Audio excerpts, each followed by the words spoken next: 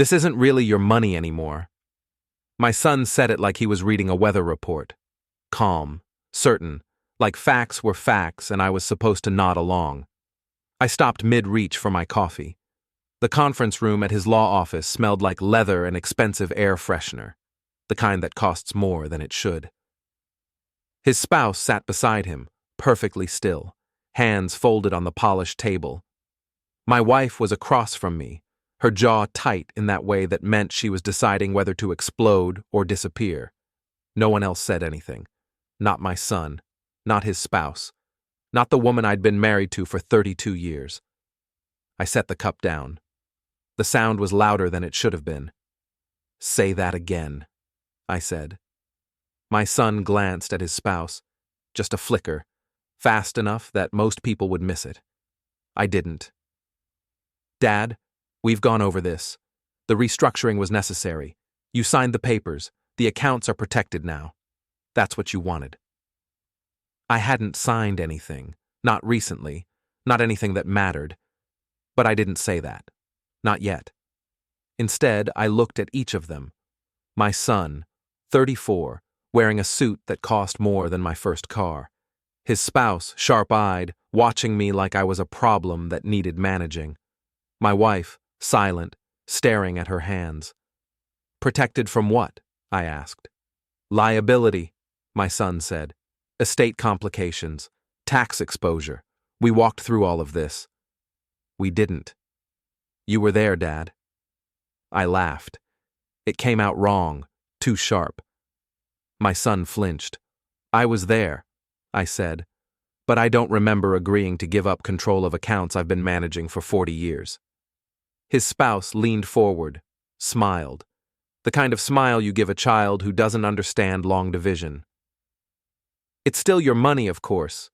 Legally, the structure just ensures continuity. You'll have access to everything you need. Everything I need. Not everything I own." I stood, adjusted my coat, looked at my wife. She wouldn't meet my eyes. "I'll be in the car," I said. No one stopped me. I walked out of the conference room, through the lobby with its marble floors and abstract art, past the receptionist who didn't look up from her screen. Outside, the air was cold. November in the city. Gray sky. Wind that cut through fabric. I sat in the car and waited. My wife came out 12 minutes later. I counted. She opened the passenger door and slid in without speaking. We drove home in silence. At a red light, she finally said, "You need to call the bank." "Why?" "Because they left a message while we were in there. They want to see you tomorrow morning." "About what?" "They didn't say." The light turned green. I drove. That night, I couldn't sleep. I lay in bed, staring at the ceiling, replaying the conversation.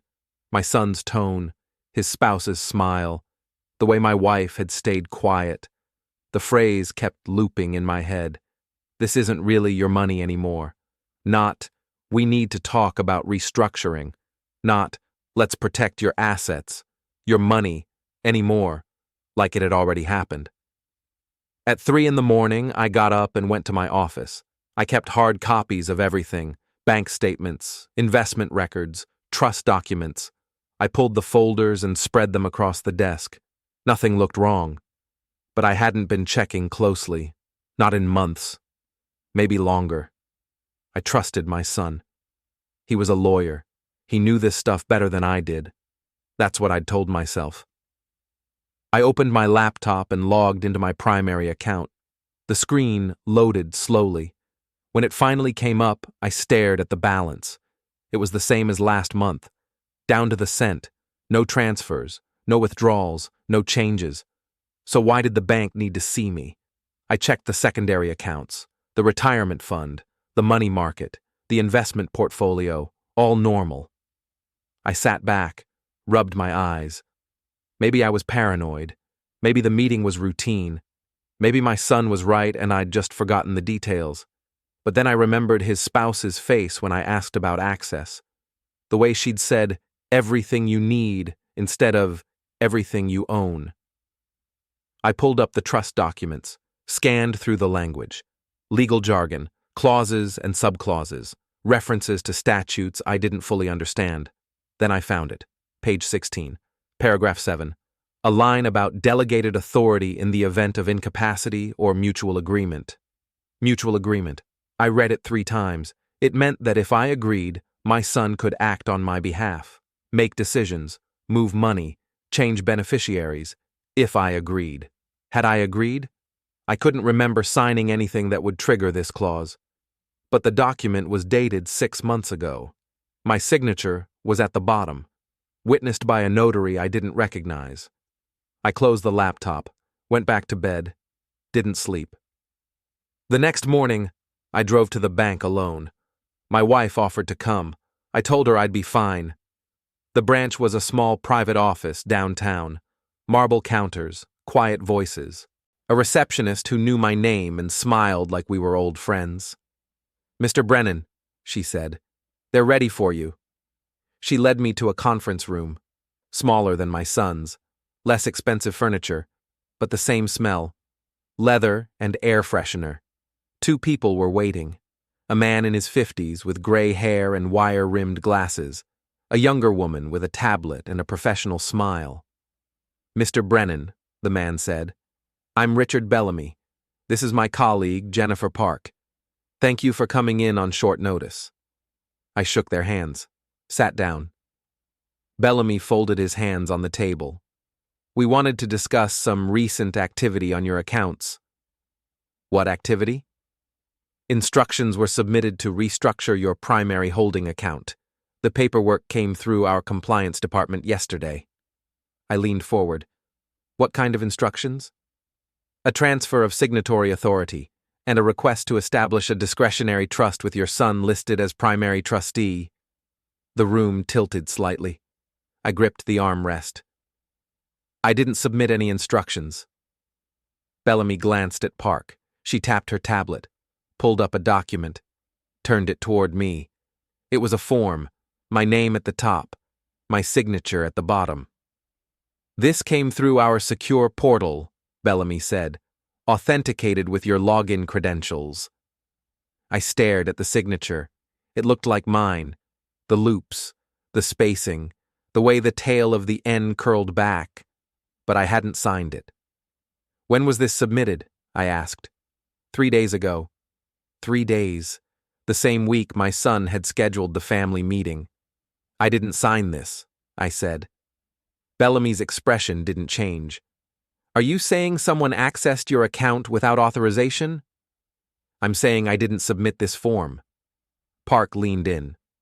"Mr. Brennan, if there's been a security breach, we need to file a report immediately. This is a serious issue." I looked at the signature again. If I claimed fraud, they'd investigate. They'd freeze the accounts. They'd question my son. It would get ugly, fast.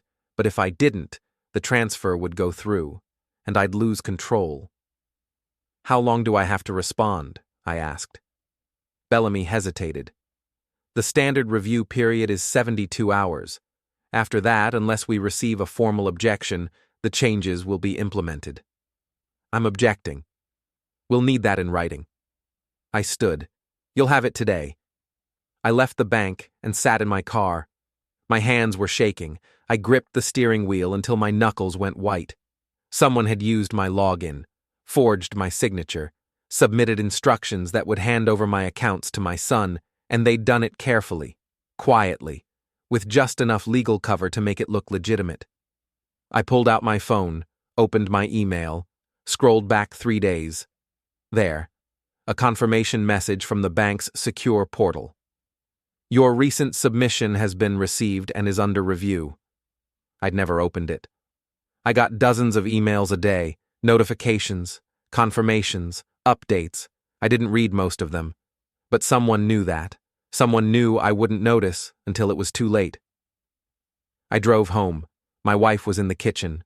She looked up when I walked in. "How did it go?" "Someone's trying to take my accounts." She set down her coffee. "What?" I told her everything. The form, the signature, the 72-hour window. She listened without interrupting. When I finished, she was quiet for a long moment. Then she said, "Did you check the guest login history?" I blinked. What? The bank portal. You can see every login, time, location, device. Did you check? I hadn't. I pulled out my laptop, logged in, found the security tab, clicked on Access History. There were 3 logins in the past week. 2 from my home IP address, 1 from an address I didn't recognize. I clicked on it. The details loaded slowly. Location: downtown. Same zip code as my son's office. Device: unknown. Time: 11:47 p.m. 3 days ago. My wife leaned over my shoulder. "That's not you." "No. That's him." I nodded. She sat down, stared at the screen. "How did he get your password?" I thought about it. My son had been to the house a dozen times in the past year. He'd used my computer, borrowed my phone. I'd never thought twice about it. "I don't know," I said. But I did. I just didn't want to admit it. My wife was quiet for a long time. Then she said, "What are you going to do?" I looked at the screen, the login history, the forged signature, the careful timing. "I'm going to stop it," I said. "How?" I didn't answer, because I didn't know yet, but I was going to find out. While you're here, hit the hype button. Don't forget to subscribe and support this channel with a like. And tell us below, have you ever faced something like this? I spent the next 2 hours writing a formal objection to the bank. I kept it simple, direct, no accusations, just facts. I did not authorize the recent submission.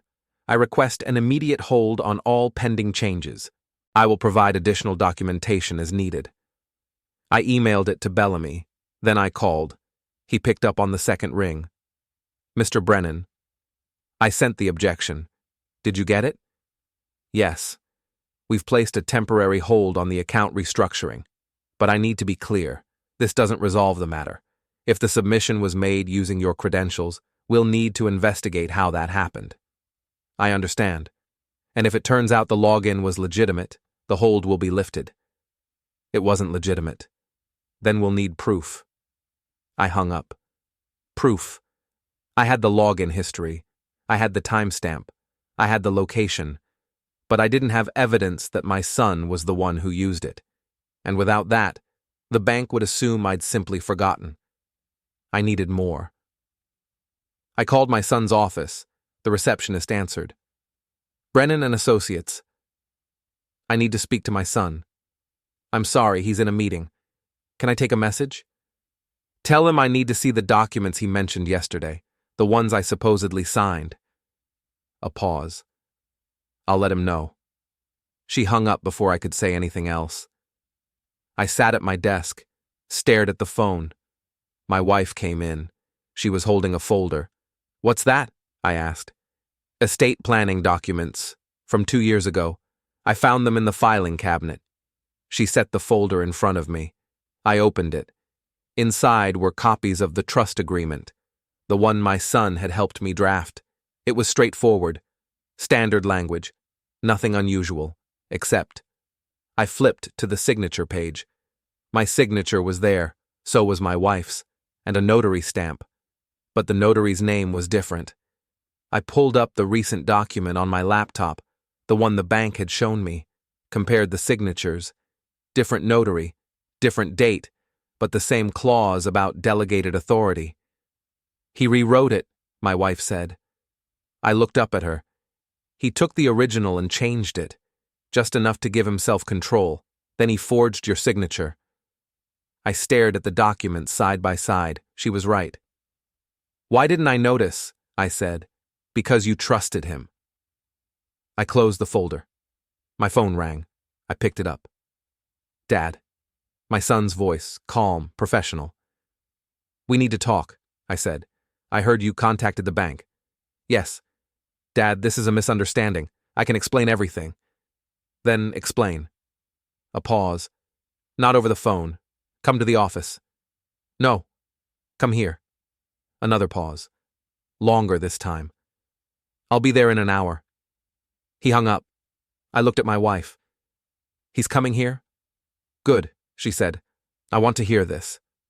We waited in the living room. I couldn't sit still. I kept pacing, checking my phone, looking out the window. My wife sat on the couch, calm, watching me. You need to stay quiet, she said. What? When he gets here, let him talk first. Don't accuse him, just listen. I know what he did. Then let him lie about it. I stopped pacing. Why?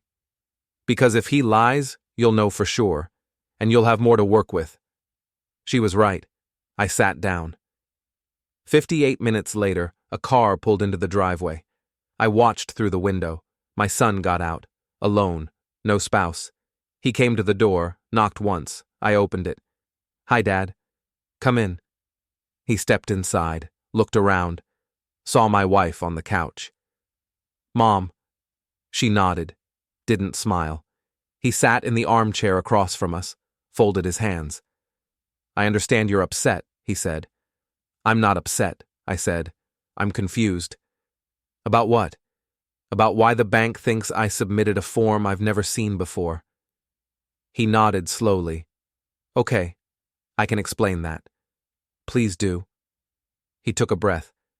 A few months ago, you asked me to review your estate plan.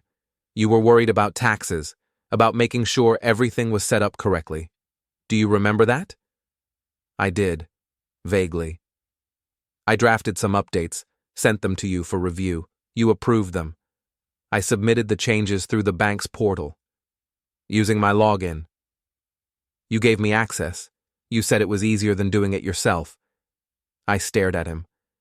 I never gave you my password. You did, Dad. We were sitting right here, in this room. You said you didn't have time to deal with the paperwork, so you logged in and told me to handle it. My wife leaned forward. When was this? My son turned to her. July, maybe August. What day? She asked. He hesitated. I don't remember the exact date. Try. Mom, I don't keep a diary of every conversation. But you remember it happening? She said. Yes. Where was I? She asked. Another hesitation. I don't know. Probably upstairs. I was at my sister's, she said, for 2 weeks, in July. My son's face didn't change, but his hands tightened slightly. Then it must have been August, he said. What day in August? She asked. I don't remember. She smiled. It wasn't friendly. That's convenient. My son turned to me. Dad, I'm trying to help you. This whole thing is a misunderstanding. I thought you wanted me to handle this. If I was wrong, I'm sorry. But I didn't do anything malicious. Then why didn't you tell me before submitting the form? I asked. I did. No, you didn't. I sent you an email with the documents attached. You didn't respond, so I assumed you were fine with it. I pulled out my phone, opened my email, searched for his name. Nothing from July, nothing from August. I showed him the screen. There's no email. He frowned. That's strange. Maybe it went to spam. I checked my spam folder. Empty. It's not there, I said. Then I don't know what to tell you, Dad. Maybe it didn't go through. Maybe you deleted it. I don't have access to your inbox. He stood. Look, I understand you're upset, but I was trying to protect you. If you don't want me involved in your finances, that's fine. I'll step back. Just tell me what you want. I want the truth, I said. I'm telling you the truth. No, my wife said. You're not. He looked at her. Excuse me? She stood, walked to the bookshelf, pulled out a binder, opened it. This is the original estate plan, signed 2 years ago, notarized by Helen Chen. She pulled out another document, the one from the bank. This is the updated version, notarized by someone named David Frost.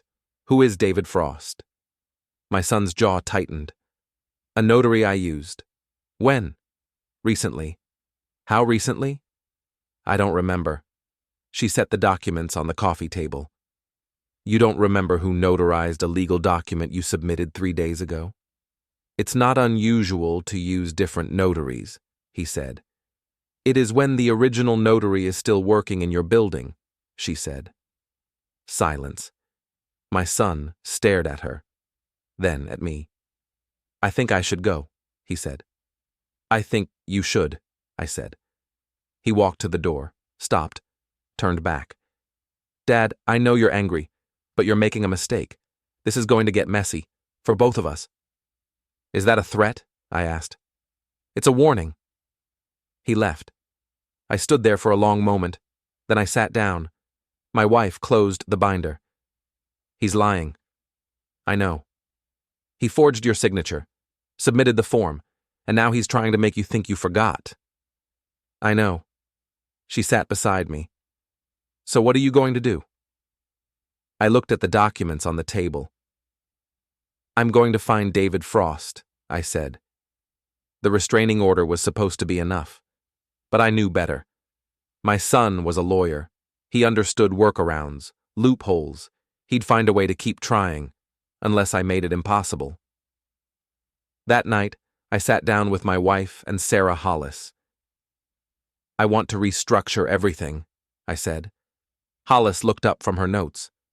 How? I want my accounts locked, passwords changed, multi-factor authentication, physical tokens, whatever it takes. That's a start, she said, but it won't stop him from filing more petitions. Then what will? Hollis leaned back. You need to eliminate his standing. What does that mean? Right now, he's your son. Legally, he has certain rights to petition the court, especially regarding your welfare. If you want to block that, you need to remove his legal standing. How? You could revoke any power of attorney, update your will, explicitly exclude him from any decision-making authority. I nodded.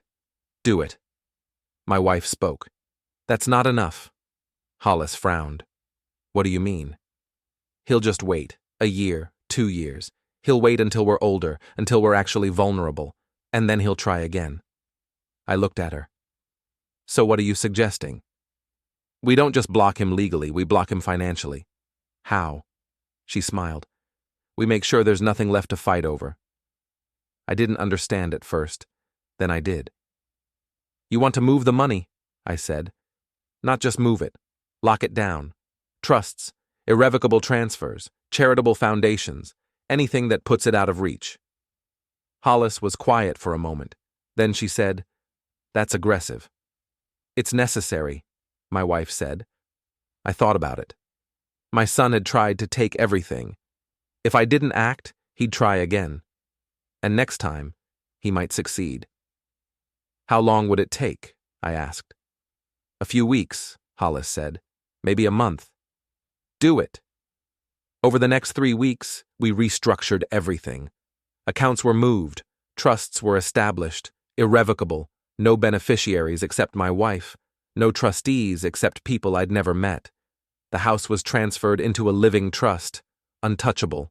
The investment portfolio was split, some into charitable foundations, some into annuities, all of it locked.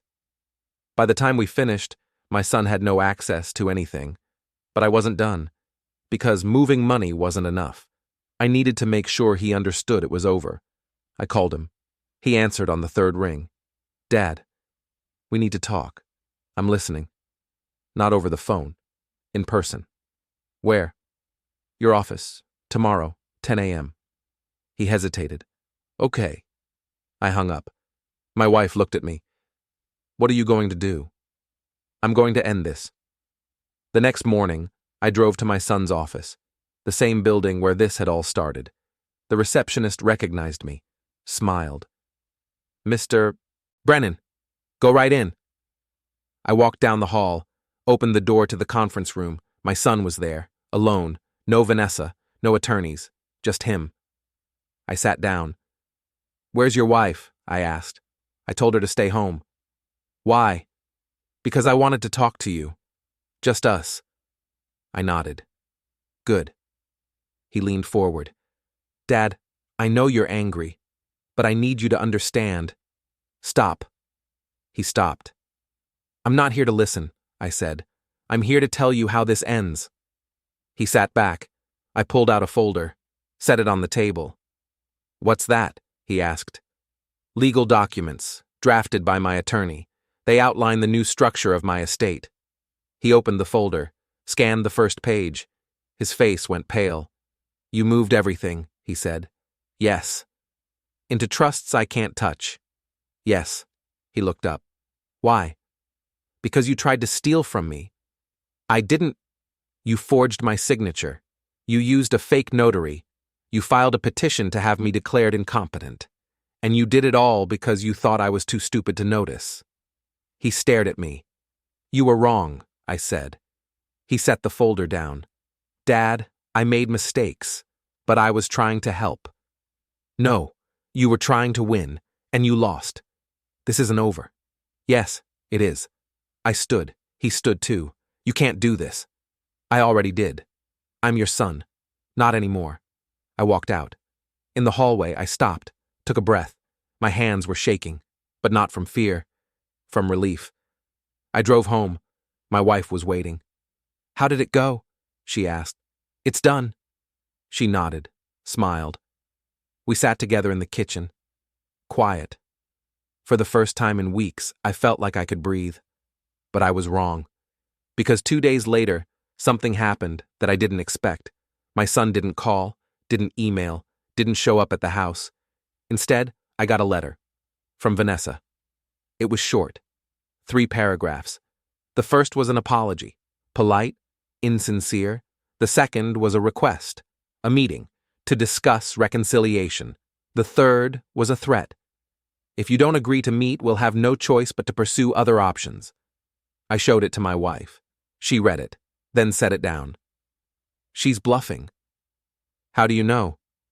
"Because there are no other options. You've locked everything down. There's nothing left for them to take." "Then why send this?" She thought for a moment. "Because she's desperate." I looked at the letter again. What if she's not bluffing? Then we find out what she's planning. I called Sarah Hollis. She read the letter over the phone. "This is harassment. You could file for an additional restraining order." "I don't want to escalate," I said, "then ignore it." "What if she does have other options?" Hollis was quiet. "Like what?" "I don't know, but I want to be ready." "Then let me make some calls, see if anyone's heard anything." She called back 2 hours later. "I talked to a colleague who knows your son's firm. There's a rumor." "What kind of rumor?" "That they're planning to file a civil suit." "For what?" "Elder abuse. Claiming you were manipulated into restructuring your estate." I felt my chest tighten. "Can they do that?" "They can file. Whether it goes anywhere is another question." "What would happen if they win?" "They won't." "But if they did," Hollis sighed, "the court could reverse the transfers, reinstate them as beneficiaries." I hung up. My wife was watching me. "What did she say?" I told her. She nodded, didn't look surprised. "We need to shut this down," she said. "How?" "We expose them." My wife's plan was simple and brutal. We weren't going to wait for my son and Vanessa to file a lawsuit.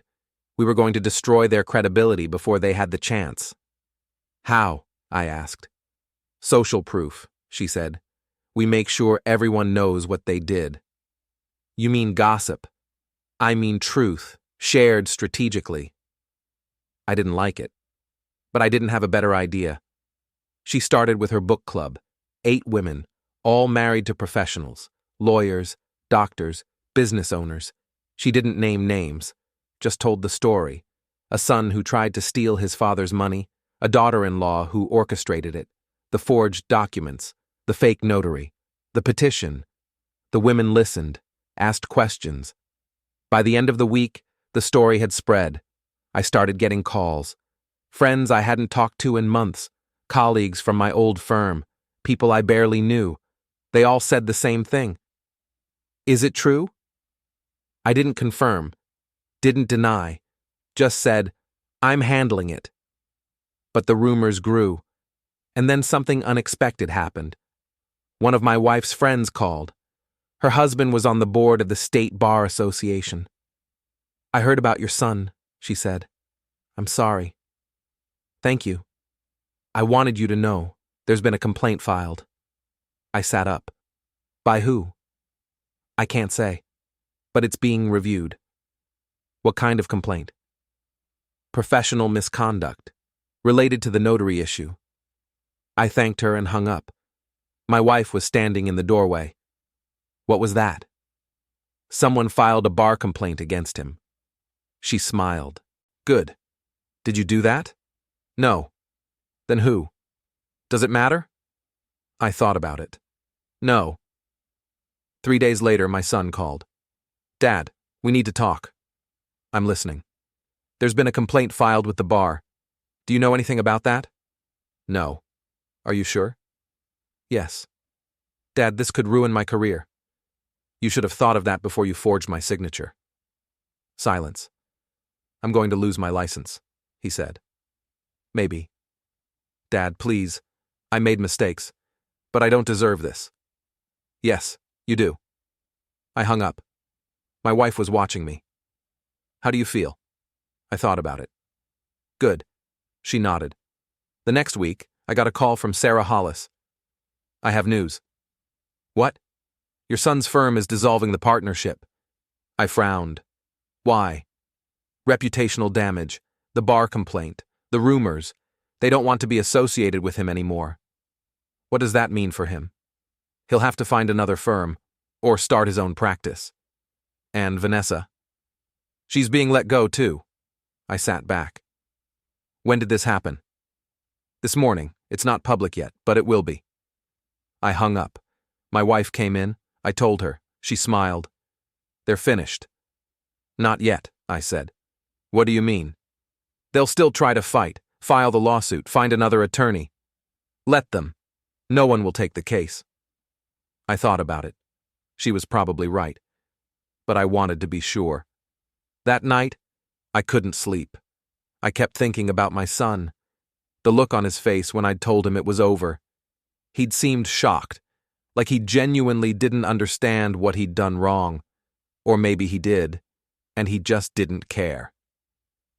The next morning, I got a text from Vanessa. You've destroyed him. I didn't respond. Another text. He's your son. Still didn't respond. A third. You're going to regret this. I blocked the number. My wife saw. What did she say? I showed her. She deleted the messages. Ignore her. I am. But I couldn't stop thinking about it. You've destroyed him. Had I? I thought about what I'd done. The restructured estate, the bar complaint, the social campaign. It was all legal, all justified. But it was also permanent. My son's career was over. His reputation was ruined. His marriage was probably next. And I'd done that. My wife put her hand on my shoulder. You didn't destroy him. He destroyed himself. Did he? Yes. I wanted to believe that, but I wasn't sure. 2 days later, I got a call from an unknown number. I almost didn't answer, but something made me pick up. Hello? Mr. Brennan? A woman's voice, unfamiliar. Yes. My name is Patricia Moreno. I'm an investigator with the State Bar Association. I sat up. Okay. I'm calling about the complaint filed against your son. I need to ask you some questions. Go ahead. She asked about the timeline, the documents, the notary, the bank submission. I answered every question. Calmly, factually. When she finished, she said, Thank you. This has been very helpful. What happens now? We'll complete our review and make a recommendation to the board. How long will that take? A few weeks, maybe a month. And then? If the board finds sufficient evidence of misconduct, your son will face disciplinary action. What kind of action? That depends. Suspension, probation, in severe cases, disbarment. I thanked her and hung up. My wife looked at me. What did she say? They're moving forward with the investigation. She nodded. Good. I wasn't sure it was good, but I was sure it was necessary. That night, I had a dream. I was in the conference room, the one at my son's office. He was sitting across from me, alone. "This isn't really your money anymore," he said. And I stood up, adjusted my coat, walked out. But this time, I didn't stop at the door. I kept walking, down the hall, through the lobby, out into the street. And I didn't look back. I woke up. It was still dark. My wife was asleep beside me. I got up, went to the window.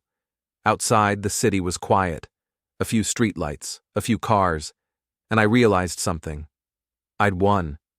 My son had tried to take everything, and I'd stopped him. Not just stopped him, destroyed him. And I didn't feel guilty. I felt free. 3 weeks later, I got the call.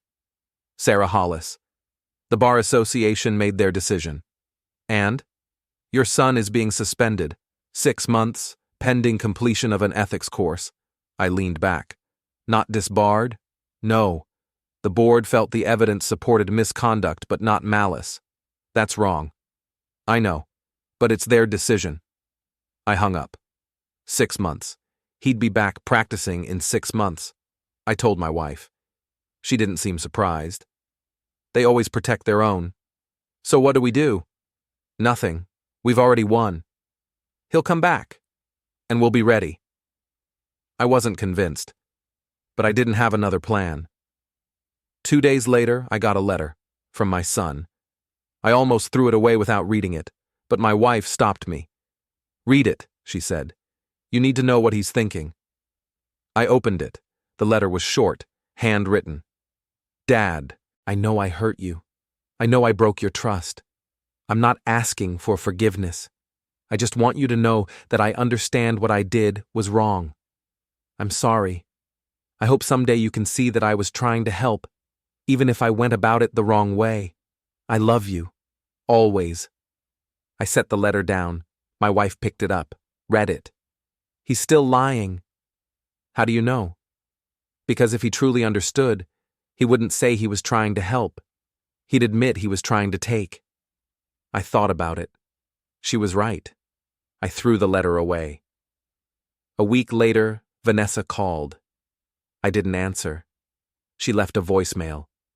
"Mr. Brennan, I know you don't want to talk to me, but I need you to understand something. Your son is suffering. He's lost everything, his career, his reputation. I'm asking you, as his father, to consider giving him a second chance. Not for him, for yourself, because this anger is going to destroy you too." I deleted the message. My wife heard. "What did she say?" "She wants me to give him a second chance." "Are you going to?" "No." She nodded. "Good." But that night, I couldn't stop thinking about it. Was the anger destroying me?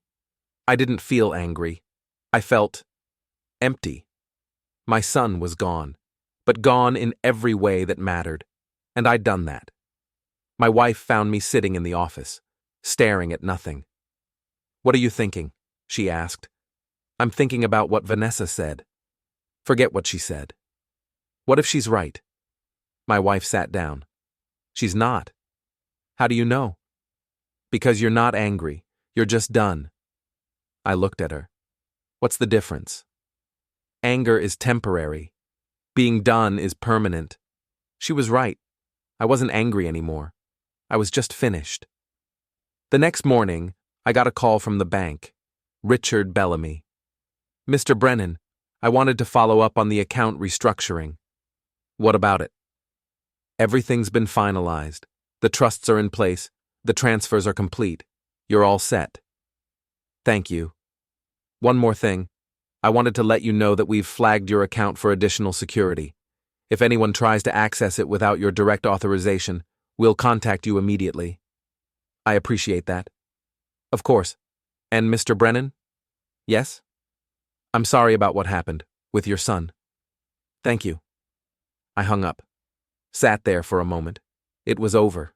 Really over. My son couldn't touch my money, couldn't file petitions, couldn't interfere, and in 6 months, when his suspension ended, he'd be starting over from nothing. I should have felt satisfied, but I didn't. I felt tired. My wife came in. "Are you okay?" "I don't know." She sat beside me. What's wrong? I keep thinking about the letter, the one he sent. What about it? He said he loved me. He was manipulating you. Maybe. But what if he meant it? My wife was quiet for a long moment. Then she said, "It doesn't matter." Why not? Because love without respect is meaningless. And he didn't respect you. He saw you as a resource. Something to manage, something to control. I nodded. She was right. But it still hurt. That night I couldn't sleep again. I kept replaying everything. The conference room, the bank, the courtroom, the letter. And I kept coming back to one moment. This isn't really your money anymore. That's when it started. Not when he forged the signature, not when he filed the petition, when he said those words, and no one defended me. I got up, went to my office, pulled out the folder with all the documents, the trust agreements, the court orders, the bar complaint. I looked through them, and I realized something. I'd won every battle, but I'd lost my son, and I didn't know how to feel about that. My wife found me there.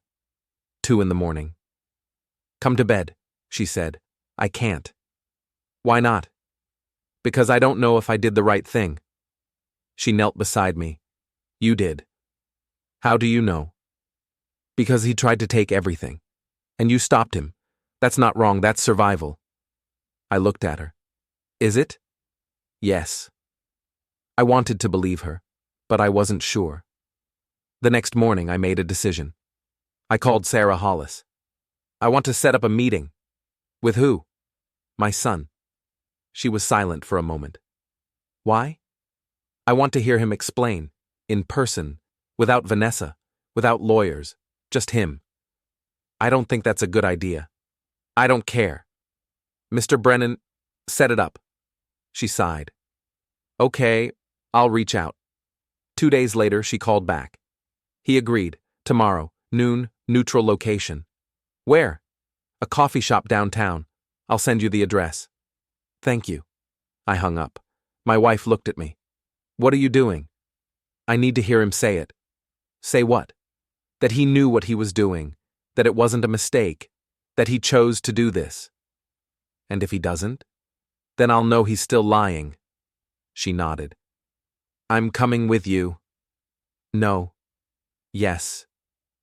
"I need to do this alone." "Why?" "Because if you're there, I won't be able to hear him. I'll be too focused on protecting you." She thought about it, then nodded. "Okay. But if anything happens, nothing will happen." She didn't look convinced, but she didn't argue. The coffee shop was small, brick walls, wooden tables, a handful of customers. My son was already there, sitting in the back corner, alone. I walked over, sat down across from him. He looked different, thinner, tired, dark circles under his eyes. "Dad, thanks for coming." He nodded. I ordered coffee. We sat in silence until it arrived. Then I said, "I need you to tell me the truth." He looked up. "About what?" "About why you did this." He set down his cup. "I told you. I was trying to help." "No, you weren't." "Dad, stop lying." He stared at me. "Tell me the truth," I said. "Did you know what you were doing was wrong?" He was quiet for a long time. Then he said, "Yes." I felt something shift in my chest. "Why?" I asked. He looked away. "Because I needed the money." "For what? Does it matter?" "Yes." He laughed, bitter. "I'm in debt. Have been for years. The firm wasn't making enough. Vanessa's family expected a certain lifestyle. I couldn't keep up. So you decided to steal from me." "I didn't think of it as stealing." "What did you think of it as?" "An advance, on my inheritance." I stared at him. "You're not getting an inheritance." "I know that now." We sat in silence. Then I asked, "Did Vanessa plan this?"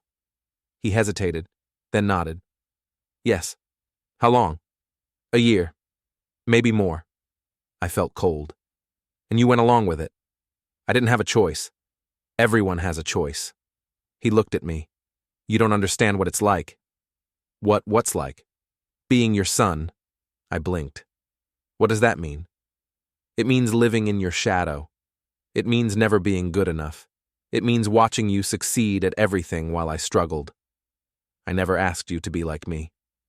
You didn't have to. Everyone else did. I sat back. He continued. Do you know what people say when they meet me? Oh, you're Brennan's son. He's brilliant. You must be so proud. And I have to smile and nod and pretend like I'm not a disappointment. You're not a disappointment. Yes, I am. I didn't know what to say. He leaned forward. I'm sorry, Dad. I know that doesn't fix anything, but I need you to know. I didn't do this because I hate you. I did it because I hated myself. I looked at him, and for the first time, I saw it. Not a thief. Not a liar. Just a broken man. But that didn't change what he'd done. I can't forgive you, I said. He nodded. I know. And I won't give you another chance. I know. But I want you to understand something. What? You're my son, and I love you, but I don't trust you, and I never will again. He looked down. I understand. I stood. He looked up. Dad. Wait. I stopped. Can I ask you something? What? Do you regret it? Everything you did? I thought about it. The restructured accounts, the bar complaint, the social campaign. No, I said. Not even a little? No. He nodded. Okay. I walked away. Outside, the air was cold. I stood on the sidewalk for a moment. Then I pulled out my phone, called my wife. How did it go? She asked. It's over. Are you okay? Yes. Are you sure? Yes. I hung up, got in my car, drove home. That night I slept, for the first time in weeks. The next morning I woke up early, made coffee, sat at the kitchen table. My wife came down. You look better. I feel better. What changed? I let go. She smiled, poured herself coffee, sat beside me. We didn't talk. We didn't need to. A week later, I got a letter from the bank. Final confirmation. All accounts restructured, all security measures in place. I filed it away. Didn't think about it again. My son called once. I didn't answer. Vanessa tried to reach out through mutual friends. I shut that down. And slowly, things returned to normal. Except they didn't. Because 3 months later, something happened. I got a call from Sarah Hollis. I need to tell you something. What? Your son filed for bankruptcy. I sat down. When? Last week. It's public record now. What does that mean? It means he's lost everything. The house, the car, all of it. I was quiet. Mr. Brennan? I'm here. I thought you should know. Thank you. I hung up. My wife was watching me. What happened? I told her. She nodded. Didn't look surprised. He brought it on himself. I know. Do you feel bad? I thought about it. No, I said. And I meant it. But that night I couldn't stop thinking about it. My son. Bankrupt. Broken. And I'd played a part in that. Not directly, but indirectly. By refusing to help. By cutting him off. By making sure there was nothing left. My wife found me in the office. Again. You need to stop this, she said. Stop what? Feeling guilty. I don't feel guilty. Yes, you do. I looked at her. What if I made a mistake? You didn't. How do you know? Because he tried to destroy you first, and you defended yourself. That's not a mistake. That's justice. I wanted to believe her. But I couldn't shake the feeling that I'd gone too far. The next morning I made a decision. I called the bank. Richard Bellamy. This is Brennan. Mr. Brennan, how can I help you? I want to set up a fund. For my son. Silence. Are you sure? He asked. Yes. How much? 50,000. In a restricted account. He can access it for living expenses only. Nothing else. I'll set it up. I hung up. My wife walked in. What did you do? I told her. She stared at me. Why? Because he's still my son. He tried to steal from you. I know. And you're giving him money? Not giving. Providing. There's a difference. She shook her head. You're too soft. Maybe. But I didn't think I was. I thought I was doing what I should have done from the beginning, setting boundaries, but not abandoning him. A week later, I got a call. From my son. I answered. Dad. Hello?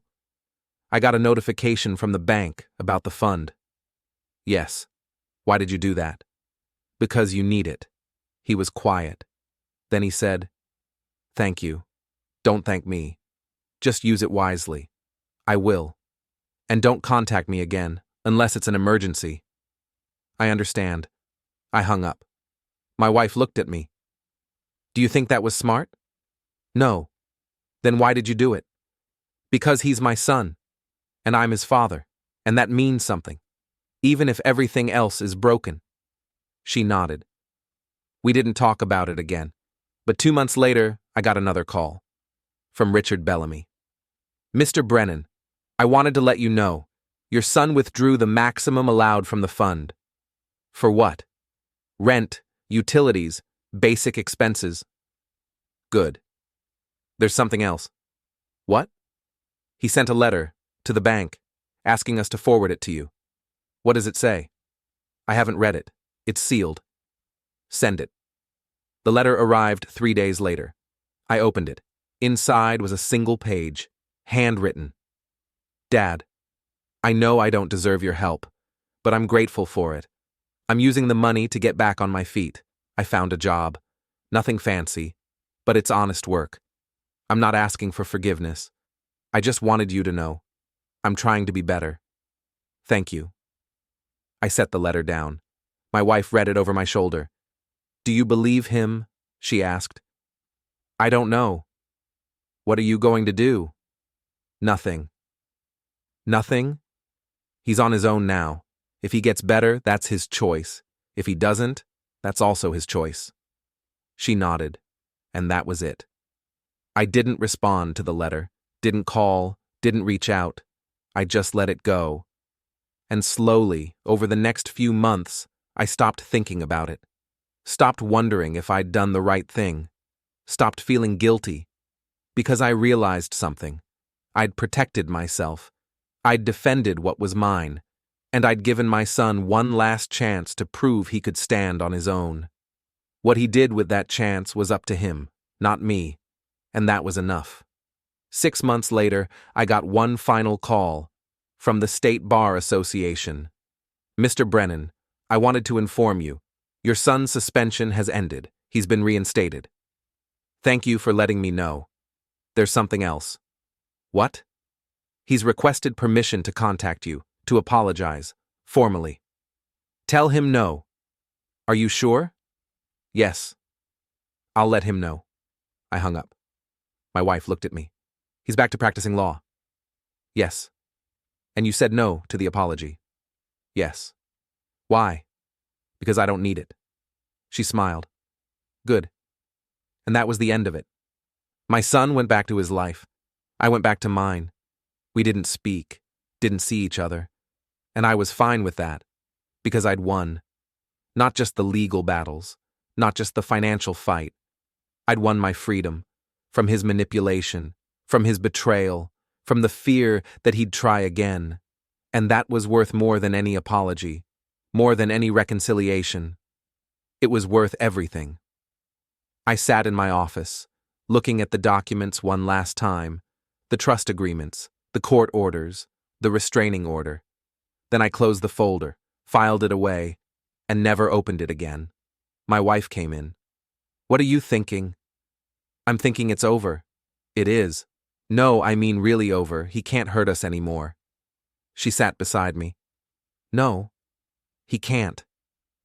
We sat in silence. Then she said, Do you regret any of it? I thought about it. The confrontations, the courtroom, the bar complaint, the fund. No, I said. Not even the fund? No, he needed help. I gave it. What he does with it is his problem. She nodded. And we didn't talk about him again. because there was nothing left to say. I'd drawn the line, I'd enforced it. And now I was free.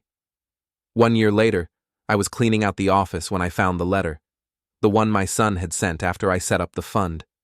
I read it again. I'm trying to be better. I wondered if he was, but I didn't call to find out, because it didn't matter.